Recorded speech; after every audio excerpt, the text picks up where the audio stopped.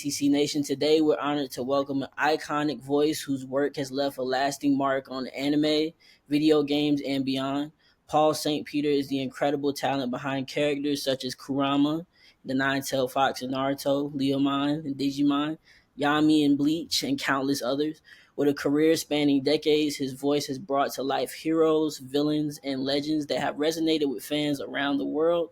We're thrilled to dive into his journey, hear the stories behind the mic, and explore the craft that has made him a beloved figure in this industry. Welcome, Paul, to the pod. Thank you so much, guys. Glad to be here. Of course, of course. Well, first thing we wanted to start off with, saying we wanted to go ahead and just get right into it. Our first question of you voiced so many iconic characters such as Kurama, Yami, Punch, Leomon, and Zamus from Kingdom Hearts. How did your journey into voice acting begin? Well, as an actor, you want to study as many things as you can. Get good with as many skills as you possibly can. I was studying accents, dialects, and phonetics and linguistics as a young actor. And a fellow actor heard me doing some voices and dialects, asked me to come and audition for him. And that's how I booked my first series, which was in 1985, 40th anniversary. And that is Robotech, my very first show. And I booked in the second chapter, my main role was Zor Prime. In the first and third, I also did smaller roles, but that's my principal character, you might say, in Robotech.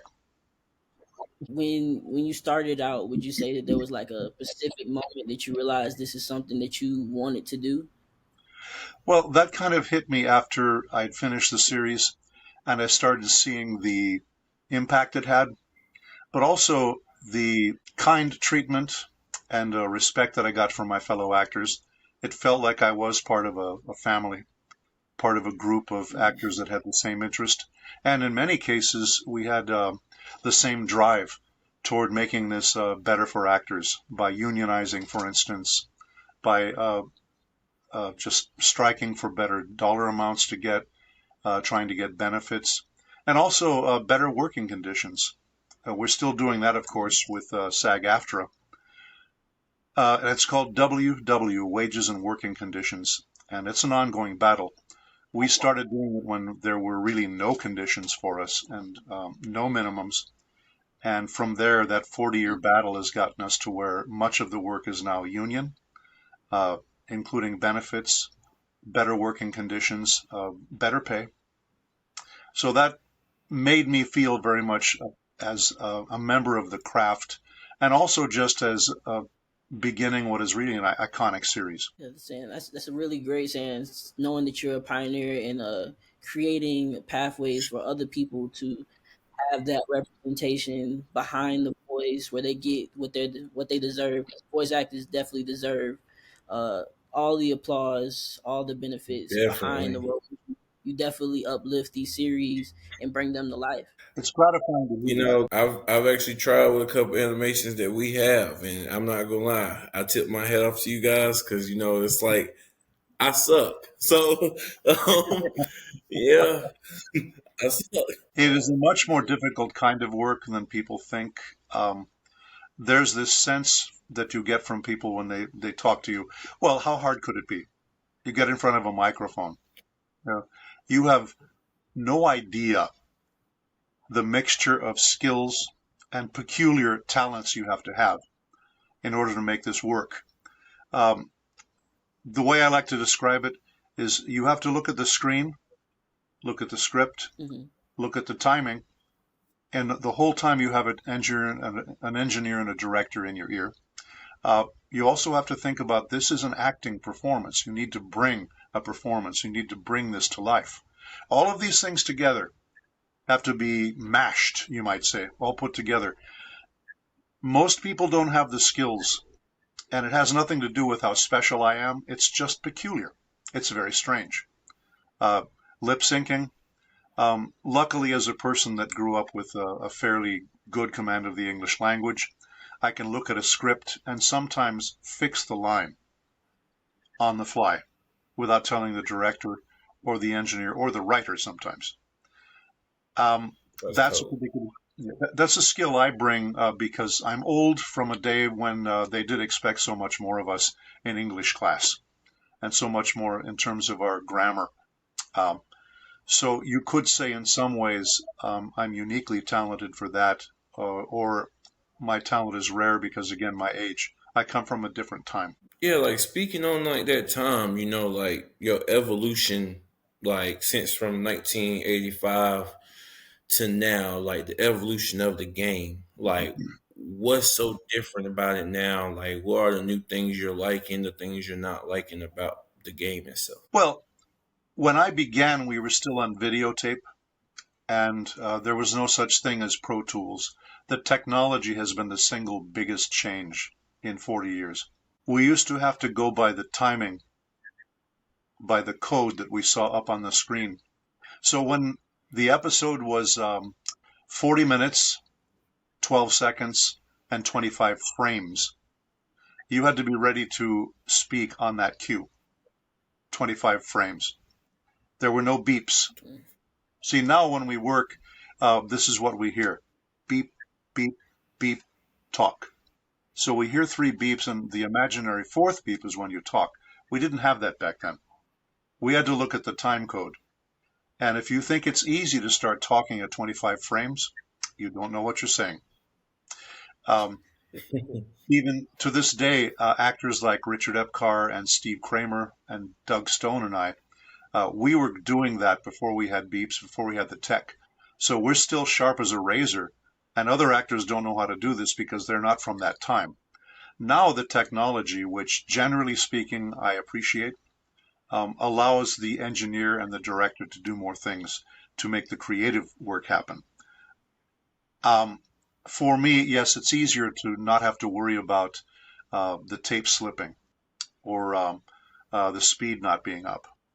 You'll hear sometimes on a film set, they'll say rolling, and once in a while the guy will say speed because the sound is caught up with the roll and pre-roll. There is a little element of that in what we do when we had to be on videotape. Sometimes the tape wouldn't be caught up, so you're about to record, and then it wouldn't work. You would have to start over again. So the tech side, generally speaking, is a lot better. That's the single huge difference. Yeah, that's definitely something I feel uh like the technologies and people, voice actors, when they get behind that and they are trying to voice these newer characters and everything, they have all these tools at their disposal. It's great to see that, saying that you have somewhat of an advantage or some level of experience that just makes you kind of ready for this type of stuff consistently. I guess that kind of dedicates to the point. I'm saying you're definitely experienced and level headed in this game. But what would you say as far as like the characters, when it comes to characters? What characters do you gravitate towards the most? Like heroes, villains? Well, I think an actor would be lying if he said, I prefer to be the good guy and not be one of the bad guys. Um, typically, villains, Yeah. yeah, I mean, typically villains are going to be more multi-layered. Um, Now, if you watch Bleach, and I played Yami Rialgo, okay, the guy's just pure evil. He's a hollow. He's murderous. Um, there are no subtleties.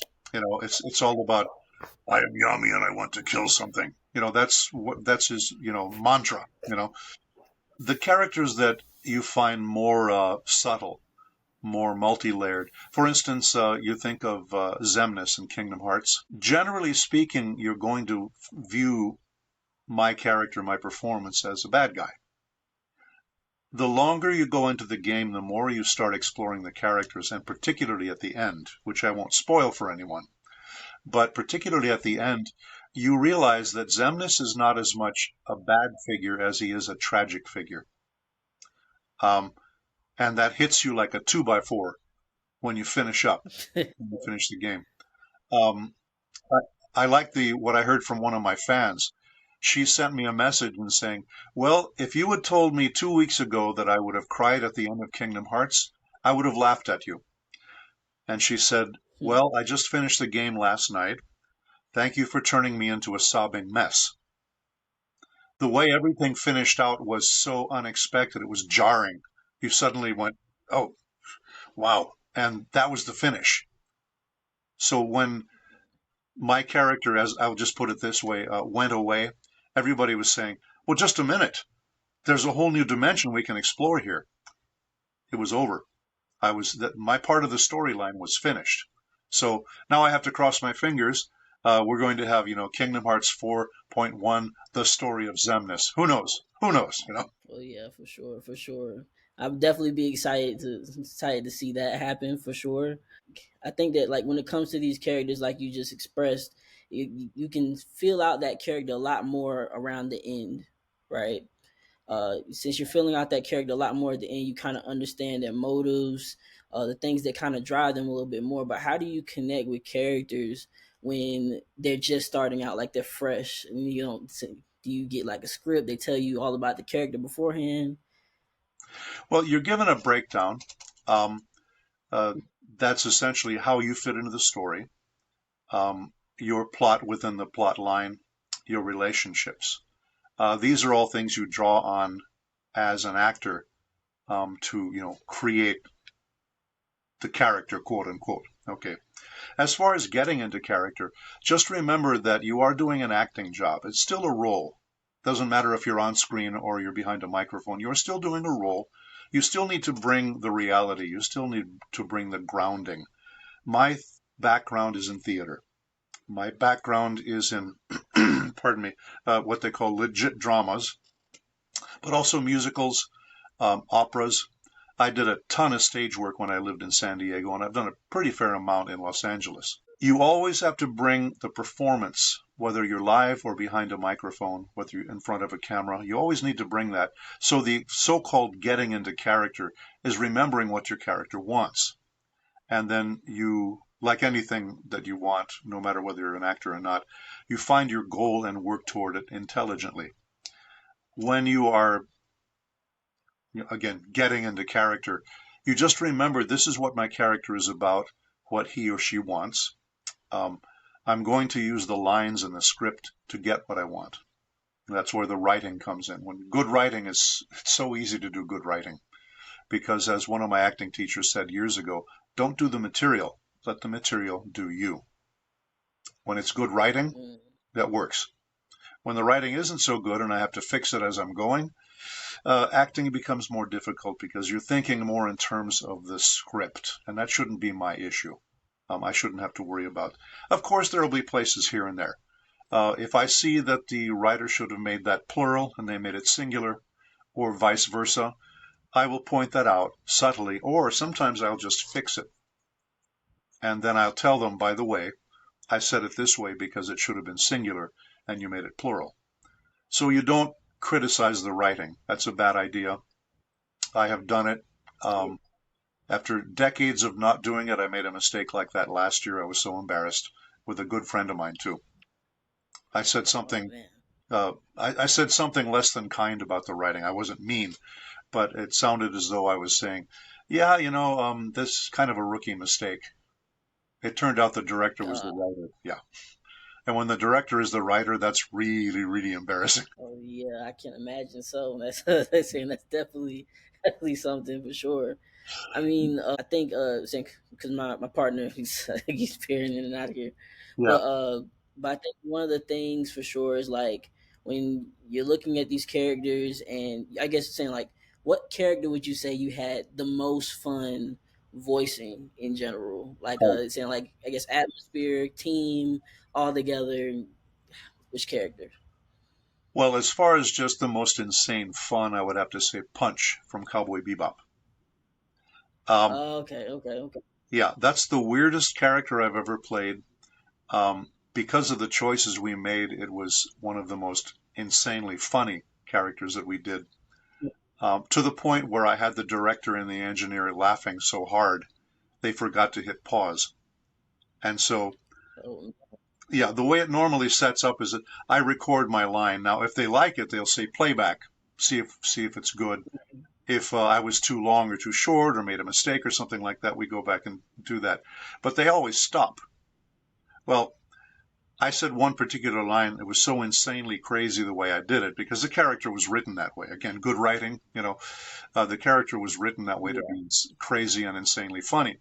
I finished doing the reading, and the episode kept going. So I looked over into the booth and I saw that the director and the engineer were laughing so hard they were almost falling off of their chairs. So he didn't hit the pause button because he was cracking up so much. You know, that Mm, character was the most fun, crazy fun I ever had doing a role. yes, that's good to hear. It's like definitely like Punch is definitely one of those funnier characters for sure. I Yeah. feel like you go ahead, you got it. Oh, well, it's just the way they directed me and what they wanted, and the way the role was described to me at the very beginning. Mm, First of all, I kind of scratched my head. I thought, well, why did you think of me for the role? Because the character's black. Um, but they yeah. wanted him to be to have a Mexican accent, but also a Texan accent. And these are things that the client will throw at you sometimes. They'll give you things that would even seem to be contradictory. But this was Mm, what they wanted. And so the executive producer asked me, can you do two accents at one time? And I said, no, you can't. But I will do this for you. I will change accents right in the middle of a sentence. And that's why Punch sounds so strange. You will hear me start off as a Texan and finish. And what I was doing was a Chicano accent, what I used to hear when I grew up in San Diego. That was what I typically heard. mm, So that's what I did. So you wouldn't necessarily call it a Mexican accent. It's more of a Chicano accent. But it's got all the, many of the elements that are much the same. And the first time I did it, um, the director was Mary Elizabeth McGlynn. And mm. we created the greeting, which was "Shucks, howdy, how y'all doing?" Um, that was not in the original script. We kind of created that. How are we going to start each episode off? And so when I said "Shucks, howdy" was like a Chicano, and then "How y'all doing?" like a Texan. And so there I was in the middle of a sentence, switching the accents and dialects. Um, Again, that was something we Wow. asked for, and the result we got ended up being something, nothing we dreamt of being as remotely crazy as that. I think one of the fun things is like really cool about these characters, like getting it, saying like talking to you for one, that's amazing already. Talking to you and then Thank you. seeing your perspective on the characters. When you engage with other voice actors, and this saying so when you engage with other voice actors, what was one of your funnest interactions? I guess when you say talking to another voice actor, were y'all in the same booth at the same time, or is it all separated? Oh, it's all separate. We do not get to work together except on rare occasions when I'm doing a video game. Once in a while, they Mm, will have several actors in the booth um, doing a video game script, and I loved it. I did one called XCOM, and I was Dr. Heinrich, a German mm, scientist who was in the rocket program to create uh, the, the space program here in America. Um, That's mm, and I got to that's work dope. with the other actors and have scenes with them. And that is such an honor because when you're working alone in the booth, it is what I call acting with phantoms. You need to bring mm, the life, you need to bring all of the intentions, all of the intensity. You need to bring the intelligence of a conversation into this process by yourself. You are not looking at anybody. You don't get to play off of somebody. If you are the first person recording, you don't even get to hear the other actor. So mm. now you're reacting Oh, off of this, and that's where the director needs to be on the ball, keeping you clear about what the script is about and what the scene is about. When I was doing XCOM, I don't know if you know the actor Neil McDonough, um, uh, white blonde hair, about 6'3". You would recognize him if you saw him. He I was probably actually, recognize. yeah, he was. Well, did you see The Rock in Walking Tall? Yes. yes. Yeah, he was the bad guy in the town with the white blonde hair. That Oh, Oh, yeah, him. Yeah, yeah, yeah. yeah, Okay, yeah. yeah. That's Neil. He and I had a couple of scenes together, and it was so amazing. I got to look at him and react off of him, and he got to look at me and react off of me. Uh, that's acting in its pure form. You are interacting with really with people.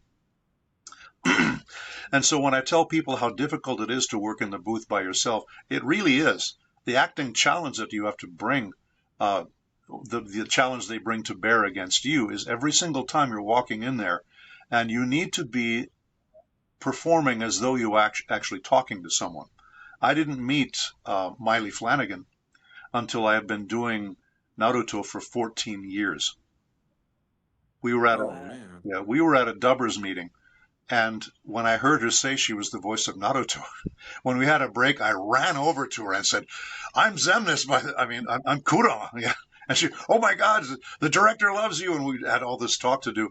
But it takes that long sometimes to get together with someone because you just don't get to work with each other. And you might see each other leaving the booth as they're arriving or as you're arriving and they're leaving the booth. But as far as actually getting to be face to face, nope. So when that video game happened, I got to do that twice. And I was talking with Neil, another actor from Australia. We were there and just working off of each other, and it just felt so good to be able to feed on the energy. When you're in the booth alone, you're kind of feeding on your own energy and the director's energy. Mm. Okay. Yeah. Speaking of video games, I don't know if my brother got around to asking you, but DC versus Mortal Kombat, the video game. What was the experience like with that? Well, I never worked on those games per se. Um, Okay. yeah, and I've watched them. I was at a screening for what was it? Tekken, I think Tekken or Tekken 2. And Okay. they brought in a Japanese actress um, who was a kind of a video game expert, and they managed to hook up Mm. the video game so that on the movie screen we got to watch her play against an American. And they were up there doing the kicks and all that, but it was on. It's like you went to a big screen and watched it. It was amazing. Um, Oh I, I wow. haven't I haven't done many of those. I typically am working on games that might have more in terms of Kingdom Hearts style. Um, there's one I've been doing called Black Desert Online for years and years. Um, they're Mm. bringing me in to do more written material and dialogue scenes as opposed to action. Most of the action stuff we do, we record and they keep it in a library for us so that when they need to do it, they can call upon their source material as opposed to having me go, every single time I go in there. Oh wow. It's better for the voice. Yeah, that's definitely cool. Saying like to know that part of the business where they're maintaining those portions of the voices, because I was always wondering like where are they getting voice one, two, three, four, and five from in all these games. They just keep them around, or people are advocating to consistently come in and do voicing for that. Well, what happens in this particular case, and again, this is where it's nice that we have the technology. They put all of these things in a computer file and sort of set it aside. And when the time comes, they can bring that information up. Um, Last year, I was doing a couple of brand new Digimon projects, and I got an email saying, "Okay, we have a Digimon, whichever one it was called. I've done so many things now, um, but we have a new Digimon project, and 3 of your characters are back."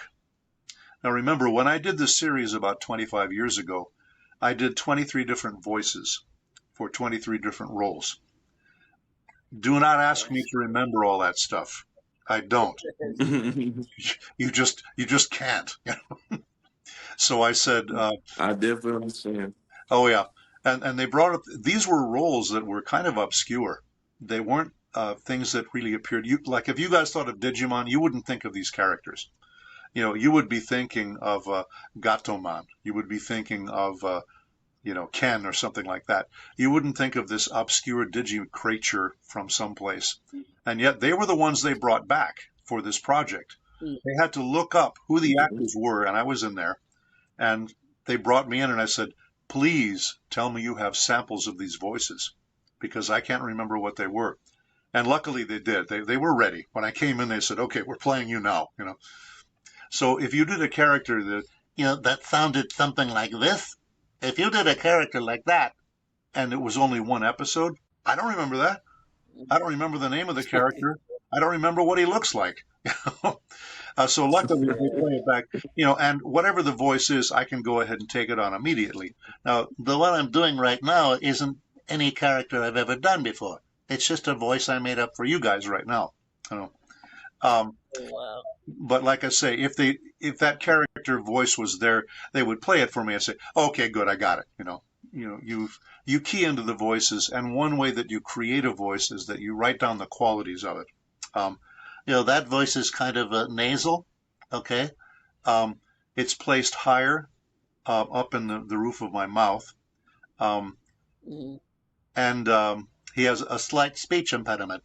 Okay, so you write all that stuff down and then you practice it, and it becomes what I call a stock voice. It's a voice I have in my front pocket, so I just bring it out when I need it. That happened with Wormmon because I was called into audition for Wormmon, and in those days they would give you the paper, and if they had a picture of the character, there was the picture, and after that you look at the dialogue, and the dialogue gives you an idea what the character is about.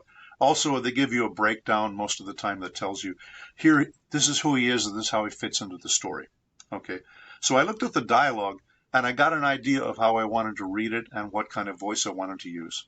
It hit me right away. This would be a good choice. Now, that doesn't mean you're going to be cast, but that's your most inspired, energetic choice, so you run with it.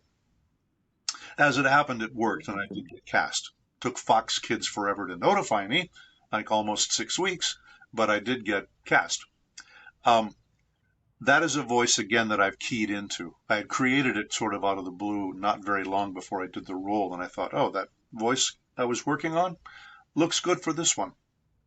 And so now it's one of my stock voices. I just write Wormmon, and I know exactly what to do. Okay. Well, y'all heard it here first. Paul St. Peter just did a voice for us. That was Yeah. dope. An original voice for us. That's dope, by the way. So thank you for that. Oh, Thank you're you. Thank welcome. you. Man.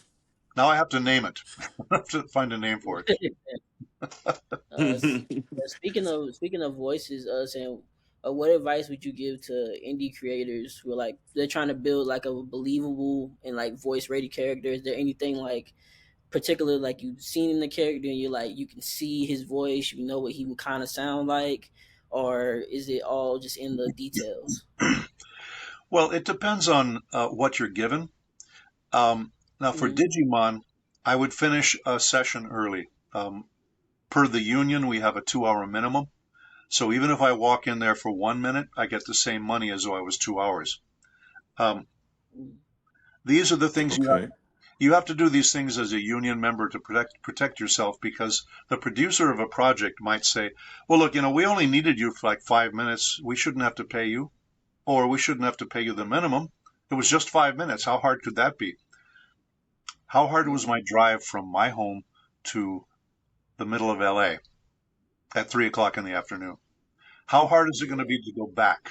Okay, you are asking me to spend my time, and you're saying you shouldn't pay me, or you want to pay me a little peanuts here. So we have to do that.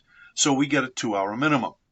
So let's say I've been doing Leomon and I'm done in an hour and 10 minutes. I still have 20 minutes left. And so Mm-hmm. they're going to look at, well, we have this character, we just want to pick him up. It's a little bit, um, uh, is it okay? We say, yeah, of course. I'm there for 2 hours to work, not just on Leomon or Wormmon or any other character, but as they cast me. If they show me a character and I can come up with a voice for it, I do. Um, Now, to your question, how would the creator think in terms of the voice when there's a picture? Okay, so this character, they just flashed on the screen. They said, here you go, come up with a voice. See what I mean by having stuff in your front pocket? You have to have Mm-hmm. the craft, the technical know-how to create a voice. Whether that means, speaking through your nose, or putting it in the back of your throat, for instance, and creating a different voice, like a guy that has a cold, you know? You have to Yeah. be able to just make that stuff happen. So here they put this character up there. So this character has a long nose, teeth sticking out, kind of weird slanted eyes looking at me. And so I have an idea of what he sounds like. But also I looked at the dialogue. They don't always do that, but this case it was already written, and they were trying to find somebody to do the role. So I got to look at the long nose, and I thought he needs to be nasal. Um, I looked at the dialogue, and I said, this guy's obnoxious. So pick a voice that's going to work for a character like that. Now, I can't remember the name of the character, and it was only one episode, but his dialogue was, I hope you kids are going to give me a good tip, or you'll get hair in your wonton. That was my that was my first line. Now, think about what I just told you, how the voice would sound, being nasal, Mm-hmm. and he's an obnoxious character. So I made him nasal and throaty too, and I said, I hope you kids are going to give me a good tip. Otherwise, you'll get hair in your wonton. It happened to fit, it fit the sync too. And I think I only had about Yeah. 4 or 5 lines of dialogue, but that was the voice I came up based on the look of the character. Sometimes you don't get that. Sometimes you only have the dialogue and a description of the character. But in the case of an already finished anime, yeah, they've got the picture. They've got the person up there. You know, uh, that was fun to do that because I could tell this was going to be a snide, rude waiter. So go ahead and be snide and rude with the voice. It fit. Yeah, that's interesting for sure. They saying like in the way that you can command that the Yeah, nasal like that's crazy. just doing that on the fly, like say, that's a talent, man. Like the voices you've done since we've been on here, like that's amazing. Like it really is. Like that's a talent. Like I say, I've tried and I can't do that. Like I can't do that. And it's like, man, like Well, somebody on Twitter put up 4 pictures of my character, all in one meme or whatever it was, right? They put up 4 characters, and they said this guy has an insane vocal range. Um, it's not so much that my voice changes so much, and this is important to remember because I'm a speech technician, a speech teacher. I know this stuff. I know what are called labiodental or labiodental fricatives and all this other technical stuff. I know what all that means, and I can just command it right away. Um, okay. that is something you need to be able to bring on the spot, like I did with that character.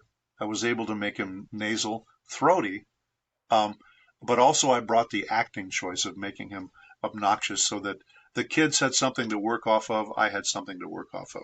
If somebody walked up to your table and said you're going to get hair in your wonton, how would you react, right? So that gives you an idea about the character and what the character is about.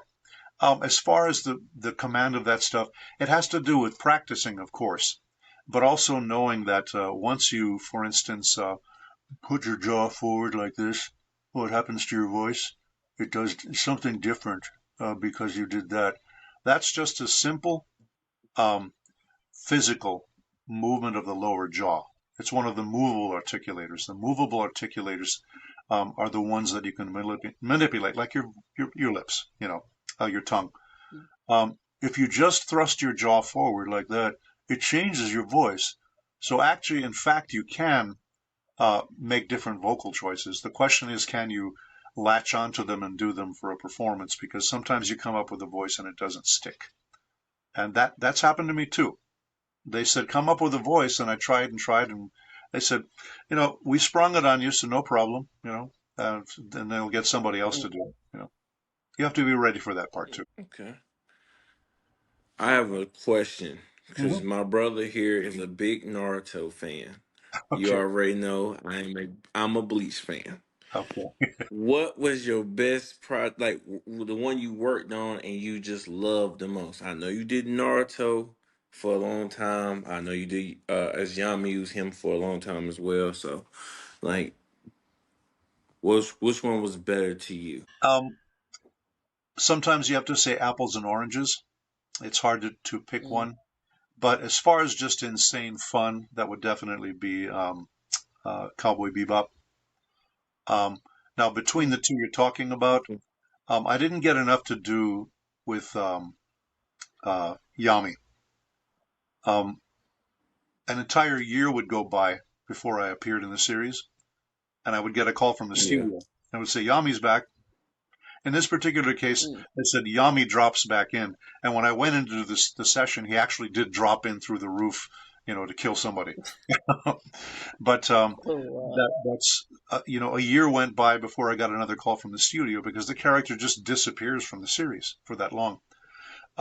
For Kurama, that was the case in some times, but that for me was a more satisfying project because of the writing, um, the storyline, the plot line, the character arcs, the way that things changed between Naruto and me over the years. Um, Mm. I like to describe it this way. We went from a position where he was a little kid and I was imprisoned within him and tempted him to use my Yeah. power. And that's what helped Naruto grow up because he resisted that. That was part of his maturation. Later on, when we became, comrades in combat, one of my favorite lines is, Naruto, let's show them our power. I love that. Um, but one of my favorite things was there was an episode where I can't remember what it was about, but Naruto wouldn't shut up. I don't know what his problem was. He just was bitching and moaning at me about I don't know what.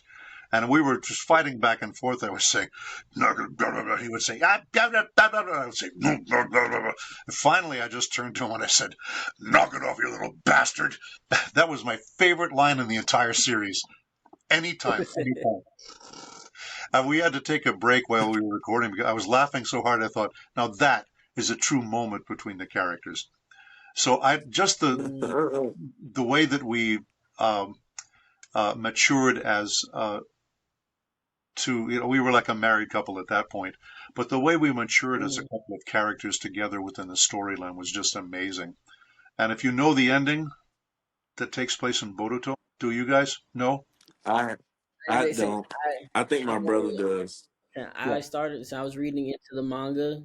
Okay. I am not fully caught up with quite yet, but Okay. I do have some ideas about how it's gonna end. But Yeah, I don't want to don't ruin it for your brother. Okay.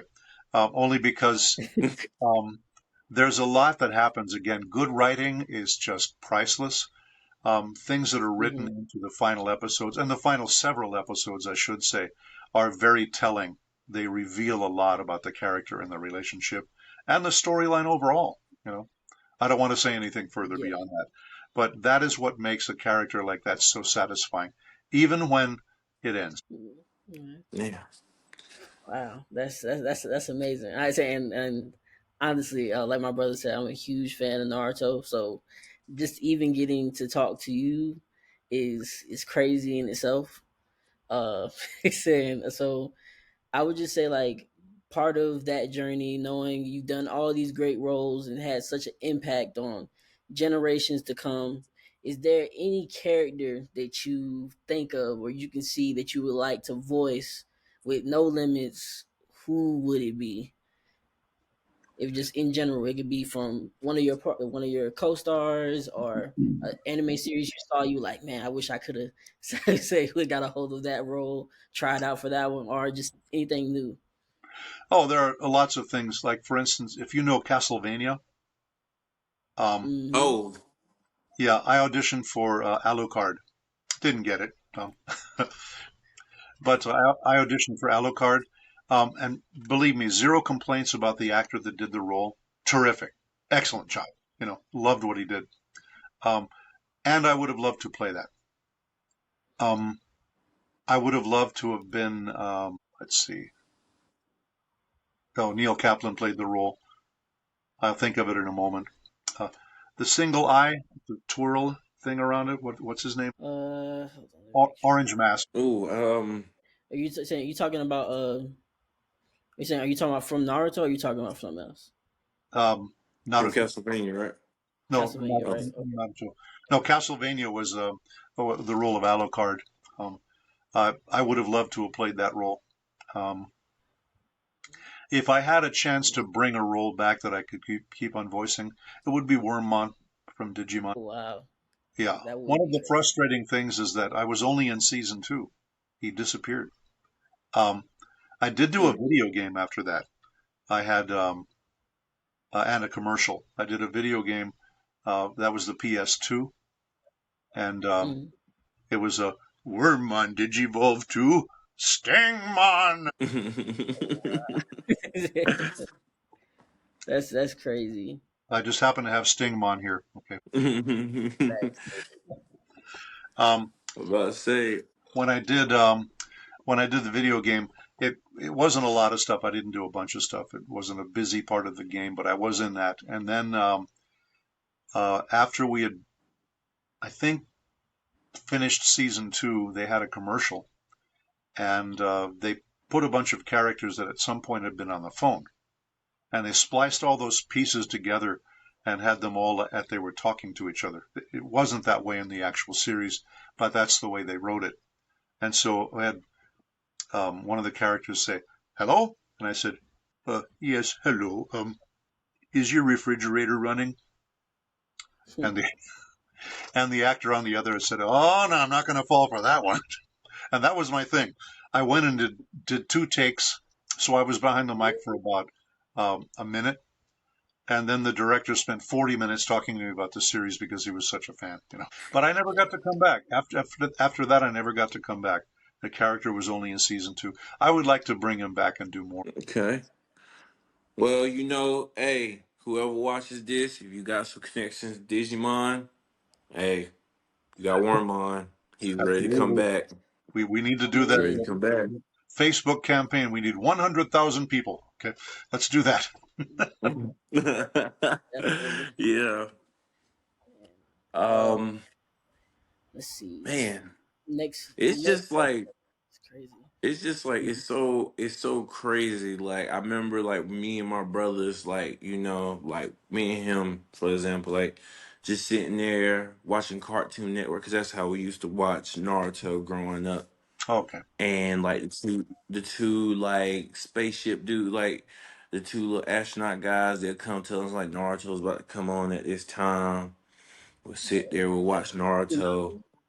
Mhm. See, like like, you know what I'm saying, like the first time, like, like he ever like talked to Kurama, and that was you. Like it's so crazy. Like it's so crazy. Like to us being here now, and like we're able to like have this interaction. Like that's a Well, that's a full circle moment for me. That's this dope. is uh, this is a series, as we say in theater, when we know a production could go anywhere and work and work with any audience. We say it has legs. Okay. Um, Naruto, Digimon, these are shows that have legs. There are people that I meet at conventions that come up to my merch table and they say that they look at the characters on here and they say, "This was my childhood." But not only that, um, they have kids now and they're playing Digimon for them.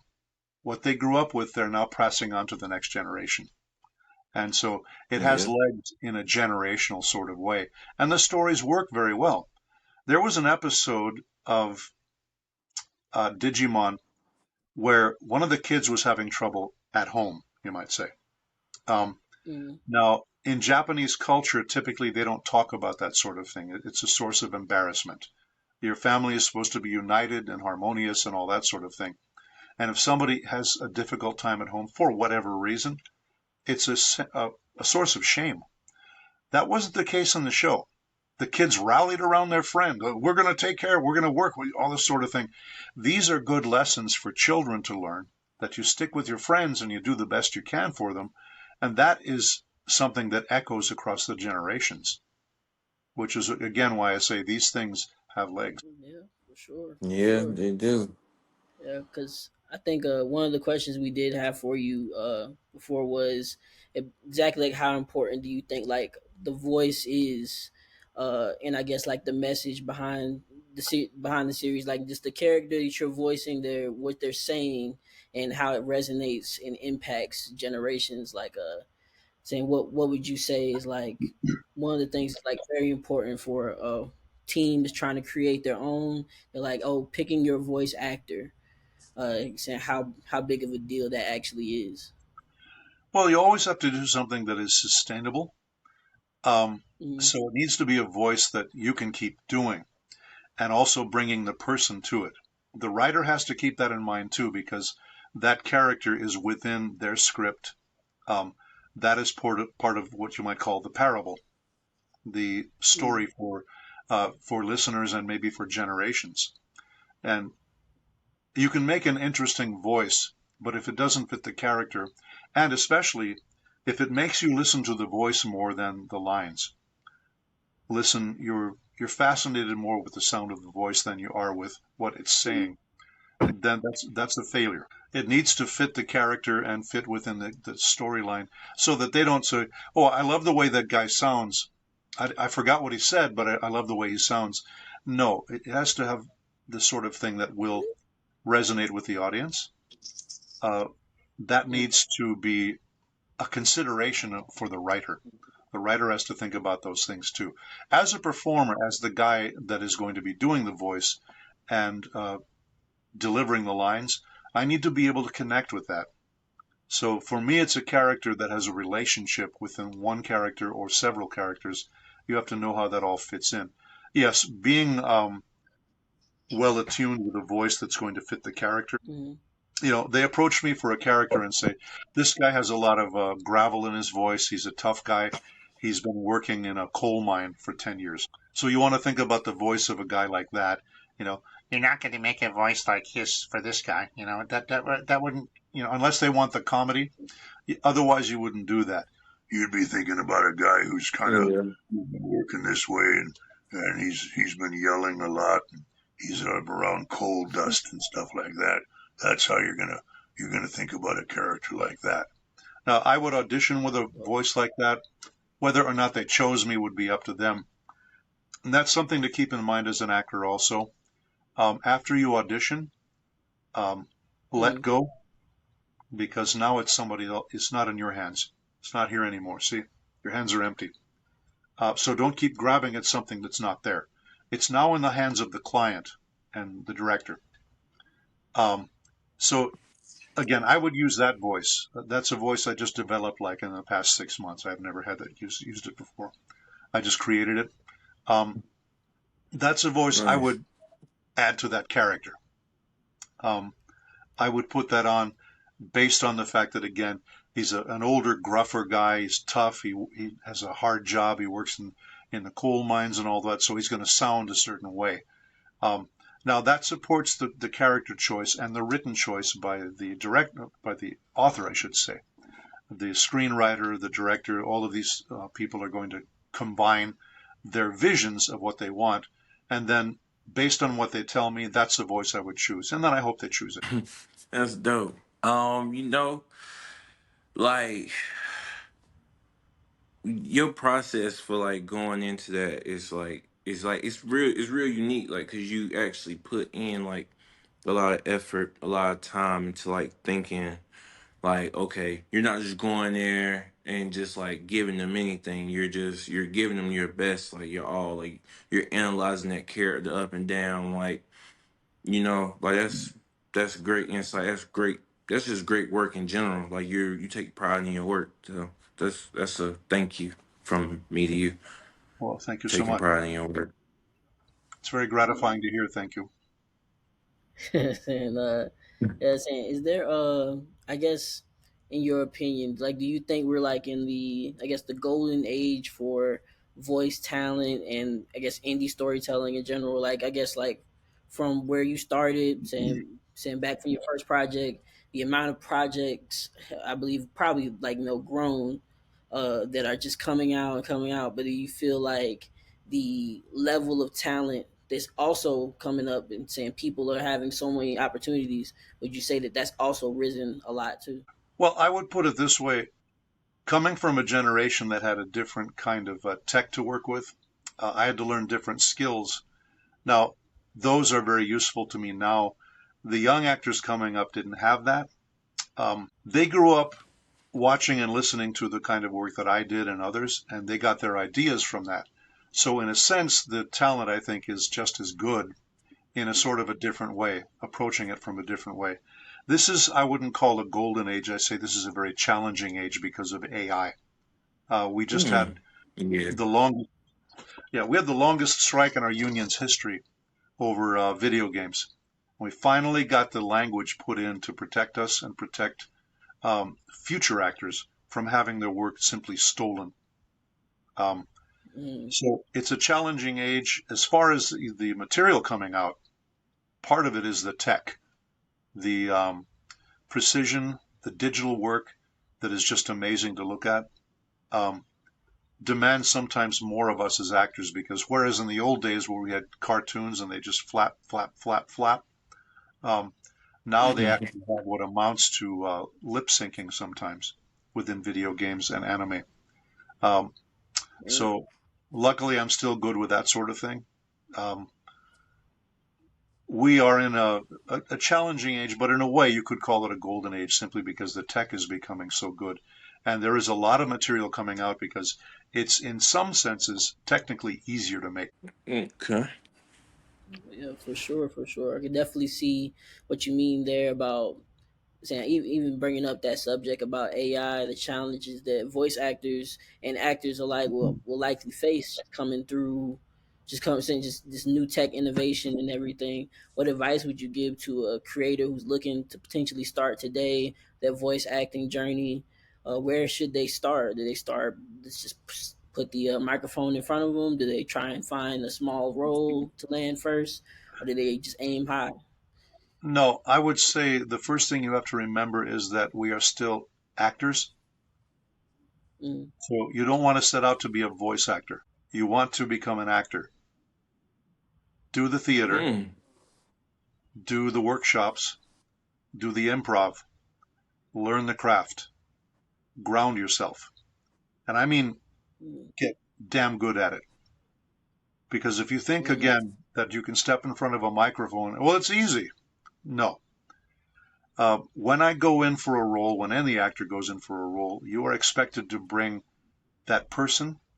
You're expected to bring that passion, the good and the bad, all the things that you feel as a person, as a character, as a human being.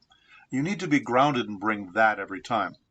So I use an example of this one series that I voiced. It was based in Turkey, and it was about two angels, and they went around with a mission.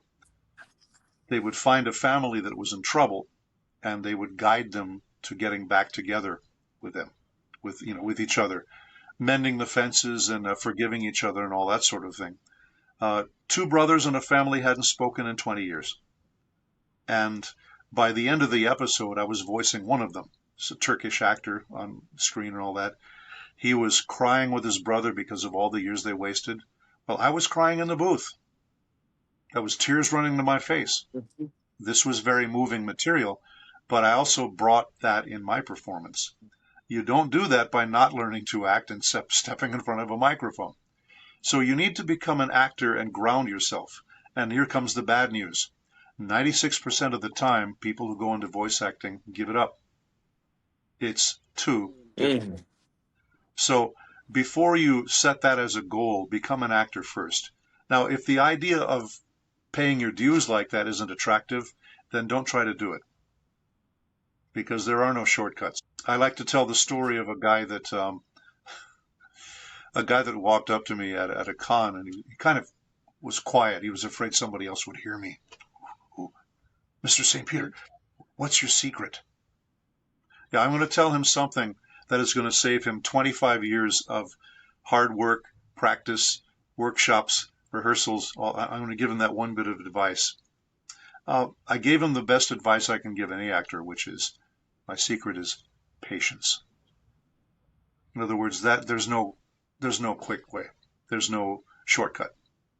If somebody gets the shortcut and books a role and walks into the booth and they don't know how to do that, oh my God, do you make a bad impression. A bad mm, performance is very hard to forget. You have a director, an engineer, and often the client, the owner of the property, in other words. These individuals are there and they're watching you screw up. It's very hard to get Mm. invited back when you screw up on a basic level. And people will go off mic and they will talk in different directions. They're supposed to be doing a character voice. They can't maintain it. Um, these are all things that get you fired. Um, you just wasted 2 hours of booth time, and the director and the client are paying for that. Money gone. They have to pay you your 2 hour minimum. Money gone. And the engineer gets paid too. The studio time gets costs. So this is all this money rolled into something, and somebody was a screw up because now they don't have any work and they put all this money out and they took a chance on a young person. So you want to be able to get all this stuff under your belt, pay your dues, be ready.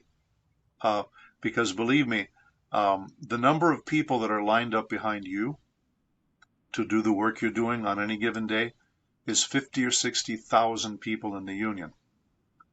I never forget that. Man. When I get work, and my union has about 130,000, but I'm talking about the actors, voice actors, not the news anchors and weather people, because they're part of my union too. But think of those numbers, the kind of people that are behind you that would love to be doing what you're doing right now because they're unemployed today. So when I get up there, I remember that pressure is on. Also remember, I'm in the same ilk, in other words, the same type of people, the same group of people as Steve Bloom, as DC Douglas, for instance. I'm in the same group of people as Bo Billingsley. Okay, I got to bring my A+ game every time because I'm competing with those guys quite often. So I don't get to go in and make amateur mistakes. I don't get to walk in and screw up. I got to Yeah. be sharp as a razor every single time. I give you that caution because a lot of people think, well, what do I do to become a voice actor? They think, oh, voice acting sounds fun. It sounds so cool. It is. But the journey here is not, a little skip over a line or something like that. And if you happen to be lucky enough to be that talented person that doesn't have any background and it just so happens you're perfect for a role and you do a great job behind the mic, bravo, good for you. That there's probably a good chance that'll be the only time you do something that good because you're going to be called upon to do other things. As I say, when I walk Yeah. into a booth and they expect me to be able to just come up with a voice, and sometimes I have to do it several times. When I walk in and loop or dub a live action film, okay, dubbing a live action film means you're doing it from another language to English. If it's English to English, it's called looping. That's a specific category. But I've had to go in and loop something, and I spoke 4 different languages in that session. I did a couple Oh of man. character voices. Sometimes I'll come in there and they say, okay, we need you to speak Spanish for this scene. And so I'll speak Spanish. I got called in for a session and they had a whole bunch of lines for me in French. Okay. So when I talk about being a linguist and having accent skills, you need to have language skills also. Do not get called in and get hired for a role and then end up walking in and saying, I'm sorry, I don't know how to do this again. Expensive mistake for you, expensive for them because they put in a lot of money to bring you here, and now they have to pay you anyway, and go get another actor and do it all again. Yeah.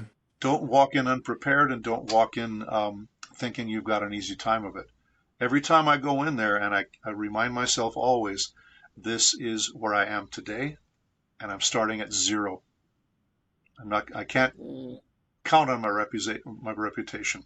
I can't count on what other people might think of me. It's right here in front of me and I have to do it. Bring your best every single time. Bring your A+ game every single time. Definitely Do worth you it. like practice or anything like that? Just stay ready and stuff. Like, do you like do like anything like practicing wise? Voice work almost every day. Speech work almost every single day. Um, I practice speech drills. Um, I caught myself saying actually instead of actually. So I created an entire sheet of things where I say 10 times actually, actually, actual, visual, visual, visually. So I don't catch myself saying, oh, it's a visual trick. Visual, Mm. visual. You see what I mean by the work? You've got to ground You need yourself. to. You can't be thinking about your speech. It needs to just work. Mm. Yeah, as Oh far as man. there's a meditative quality to what I do, yes. Before I do a session or before I do an audition, I always remind myself, I take a deep breath and remind myself that there is no other place. This is the place. There is no other time. This is the time. I am enough. And then you work. That's crazy.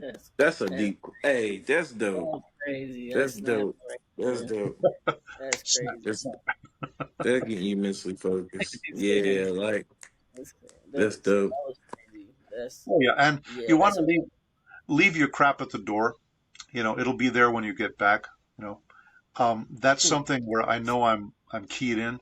I go into and I'm working and I have forgotten the rest of the world because I know exactly where I'm supposed to be. When I'm working, I'm 3 feet off the ground. I'm high as a kite. You know why? This is where I'm supposed to be. I have absolutely, positively no doubt in my mind and all the way down to the marrow of my bones that this is where I'm supposed to be. As an actor, this is where I'm supposed to be. And this is what I'm supposed to be doing. So I forget everything. I got into a traffic accident once on the way to a session, and it turned out to Oh be a man. long, brutal 11-hour session. And the whole time, I would occasionally think about what had just happened, but otherwise I'm focused on everything because this is where I'm supposed to be. I have zero doubt in my mind. This is where I'm supposed to be. So in a sense, it's easy for me to work like that. I'm not constantly wondering, I don't know, should I do something else with my life? Maybe I shouldn't be an actor. No, no, nothing like that at all. This is precisely where I need to be and where I want to be. Yeah. I can find myself like doing that sometimes, like when I write like one of my comics or whatever, I just be like, this is where I want to be. This is where I find myself doing. This is what I want to do. And, I just do it. And by the time, like, after that process of thinking, I done wrote a whole comic. So, like, And you may have noticed it's, that when you do that, um, you don't realize how much time has gone by because yeah. you're using the time the way you're supposed to, so you don't mark it anymore. It's just gone. You know, um, that's yeah. the way, it should feel like that. It shouldn't feel like work. That's why I've never written anything because I know for me it would be work. It would be very trying, and I would burn out on it. I've never directed anything. All I see are the headaches. Sorry. I don't see the good stuff that directors talk about. All I see are the headaches. He's got to deal with the actor that's not showing up. He's got to deal with the actor that shows up and doesn't know his lines. He's got to deal with the fact that lights aren't ready yet and they're supposed to be. All this crap. I see the headaches. I don't see the rewards and all that because that doesn't feel like that kind of job. On the other hand, as an actor, stepping on stage, stepping in front of a camera, or getting behind a microphone, that's what I'm here for. It's in a sense, it's easy. There's no doubt in my mind I'm doing what I should be. Yeah. That's dope, man. Like, That's really easy. that's dope. Like, I'm not gonna lie. So, since I got you here, you've been doing the voices. I have a character in one of our series called Hourly Menace. He hasn't popped up yet. Like, don't really have like a design per se, but his name is Al Grave. Al Grave is like a very like deep character. What I mean is like he is the voice of the city. Like he does everything dark behind the scenes. It all comes from him, and like I would want to see like how you would voice somebody like that if I were like to give you that task to be like, hey, St. Pieces, we got you here. Um, how would you do this character here? What would he sound like to you? Well, I would look at the writing first of all just to think in terms of what voice I would want to use to communicate what's going on with that guy. Okay. Um, Okay. um, Based on the character breakdown you're giving me, my guess would be this would be a person with a pretty fair vocal range, a person who's very expressive. He spends a lot of time thinking about the things he has to do because he controls much of what goes on behind the scenes, especially the nefarious stuff, the stuff that might be illegal. Um, Mm. so he has to be thoughtful, he has to be intelligent, he has to have lots of judgment.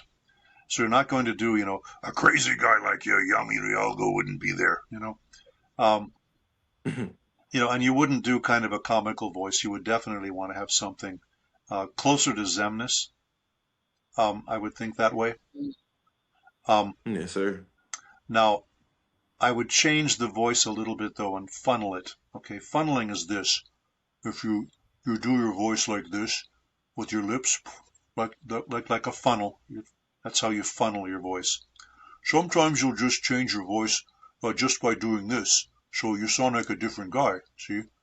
So if I was going to, let's just throw it out there and say I would do the voice of Zemnis, leader of Organization 13, but I would do the voice like Zemnis, leader of Organization 13.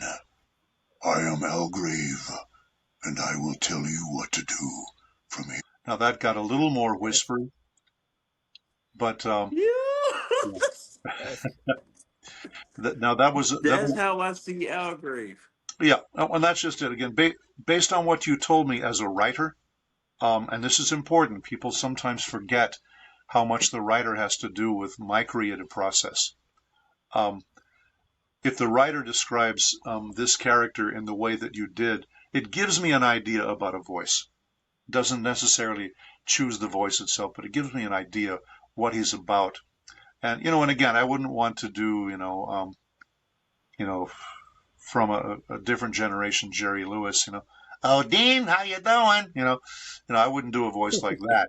Um, but I would use something darker. And the character to me sounds like this is almost a film noir, like a dark novel, yeah. uh, Yes. Yeah. that character.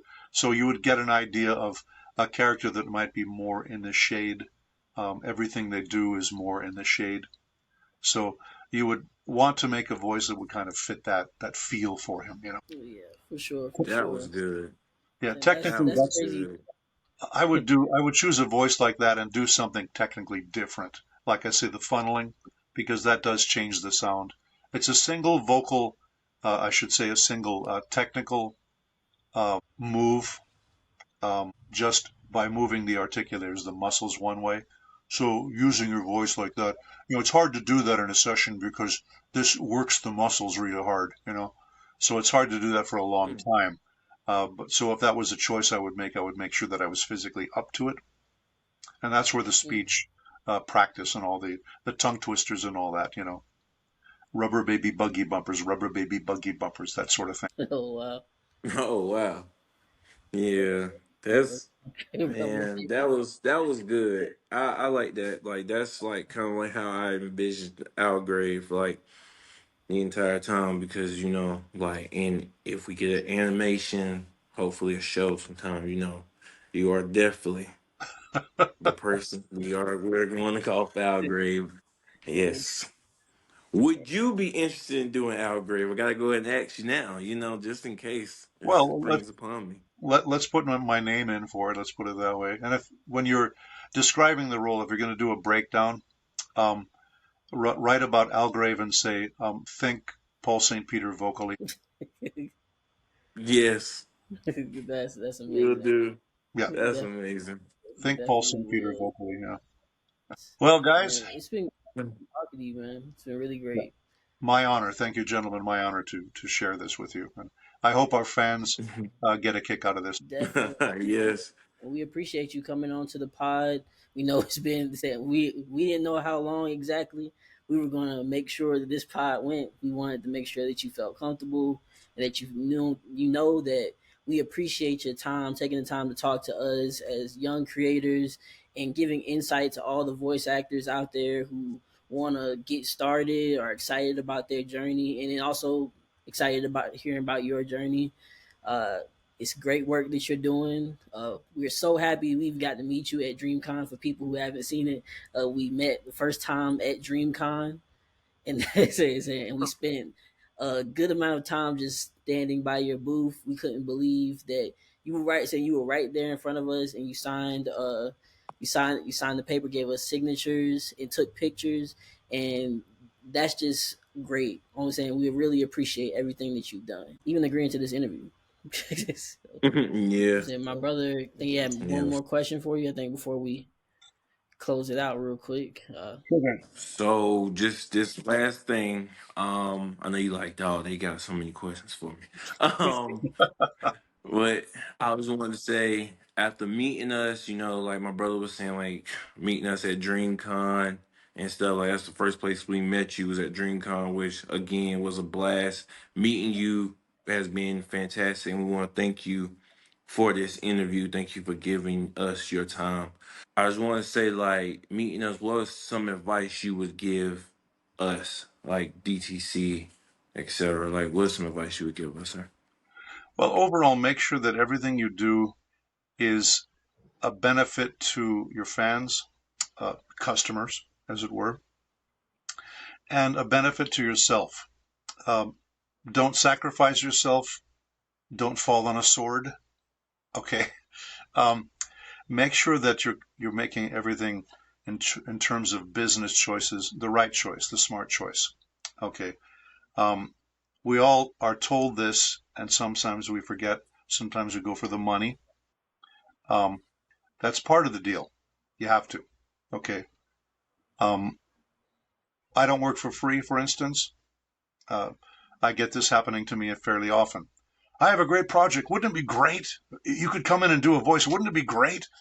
As though the excitement is supposed to, uh, you know, sustain me. Excitement doesn't pay the bills. So, keep in Yeah. mind that you have to make smart business decisions, be smart that way. But also always keep your chin up and move forward. Remember that you are bigger than your problems. Never forget that. You are bigger than your problems. You'll be able to overcome things. The other advice I give you, don't create new problems. Don't shoot yourself in the foot. You will know when you're doing it, and you will know when to stop and when not to do. I had an ex-roommate that way. Um, he couldn't stop buying the booze and drinking the booze, and then he wondered why he couldn't keep a job. Well, don't shoot yourself in the foot. You